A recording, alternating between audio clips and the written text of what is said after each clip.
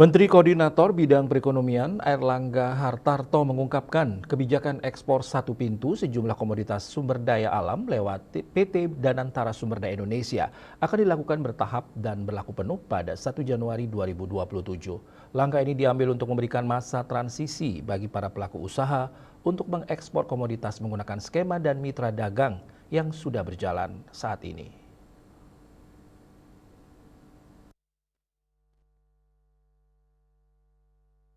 Pemerintah resmi menunda implementasi penuh pengalihan ekspor komoditas strategis nasional ke PT Danantara Sumber Daya Indonesia yang semula ditargetkan mulai 1 September 2026 menjadi 1 Januari 2027. Keputusan penundaan ini disampaikan langsung oleh Menteri Koordinator Bidang Perekonomian Airlangga Hartarto.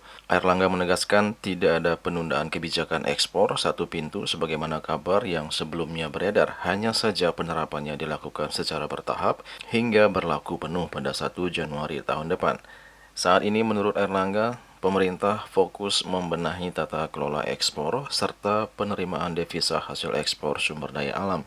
Selain itu, dalam masa transisi tahap awal yang dimulai per 1 Juni 2026, dunia usaha masih diberikan ruang transisi untuk mengekspor komoditas menggunakan skema serta mitra dagang yang sudah berjalan saat ini. Seluruh pelaporan ekspor itu akan masuk ke PT DSI.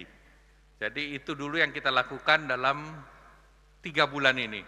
Jadi masing-masing perusahaan masih bisa ekspor dengan mitranya masing-masing.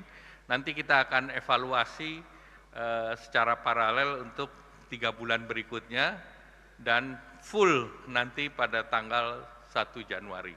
Jadi mungkin itu yang karena waktunya sangat mendesak dan kami melihat ini ada juga B2B kontrak dengan masing-masing yang sudah berkontrak dan kontrak itu tetap dihargai asal kontraknya bukan under value dan under invoicing. Sebelumnya, Presiden Prabowo Subianto mengumumkan penerbitan peraturan pemerintah tentang tata kelola ekspor komoditas sumber daya alam dalam pidato penyampaian kerangka ekonomi makro dan pokok kebijakan fiskal 2007 di DPR RI pada Rabu 20 Mei lalu. Dalam skema tersebut, penjualan komoditas strategis seperti minyak kelapa sawit, batu bara, hingga ferroalloy diwajibkan melalui BUMN yang ditunjuk pemerintah sebagai eksportir tunggal. Pemerintah menyebut kebijakan itu diajukan untuk memperkuat pengawasan transaksi ekspor, sekaligus menekan praktik under invoicing, transfer pricing, dan pelarian devisa hasil ekspor. Juli Suwarto dan Ketua Semadias melaporkan.